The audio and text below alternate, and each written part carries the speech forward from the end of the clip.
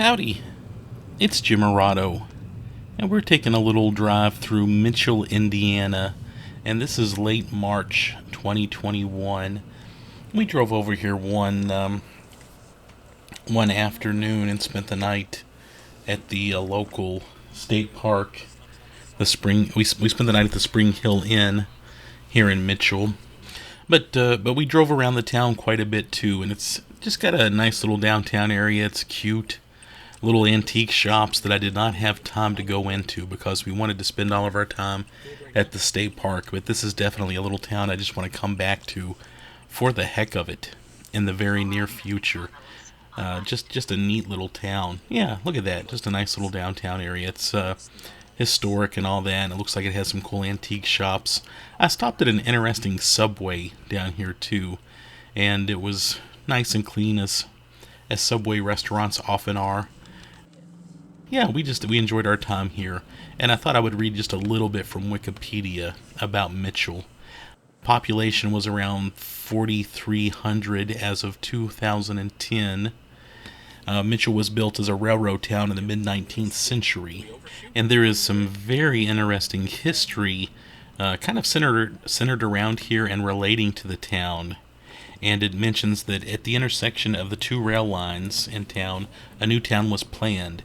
As the O&M Railroad was surveyed, the owners of the land arranged for one of the surveyors, Ormsby McKnight Mitchell, a West Point graduate and professor at the University of Cincinnati, to plat their new town in exchange for naming it for him. A native of Kentucky, Ormsby Mitchell grew up in Lebanon, Ohio, and was also an attorney and notable astronomer.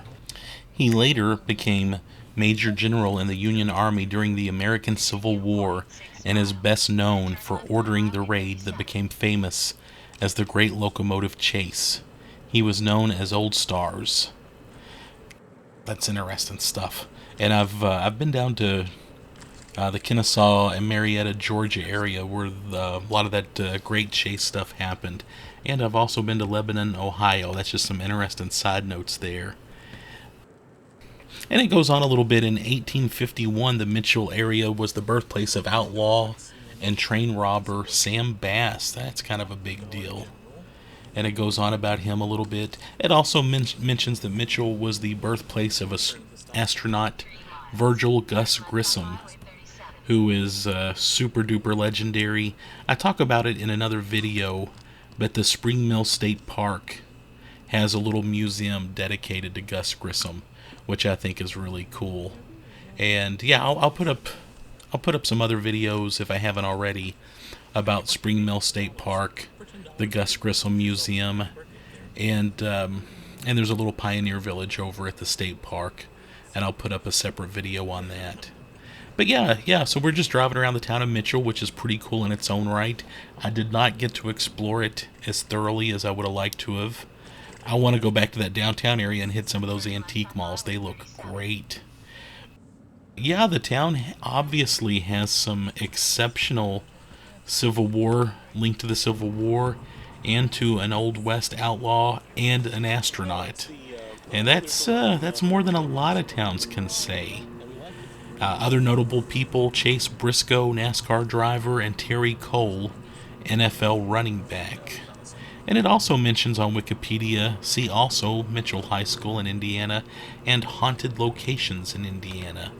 Did anybody know of any good haunted books, especially concerning southern Indiana? I'd sure like to know about them if you do. I know my pal Alan Hunter has written some great ghost books about the Indianapolis area and some of the communities around that neck of the woods. But if you know of any good haunted southern Indiana books, I'd love to hear about them. Anyway, that's Mitchell. I hope you enjoyed driving through with us, and we're just kind of randomly driving around at the moment. Neat little town with a whole lot going for it and connections to a lot of history.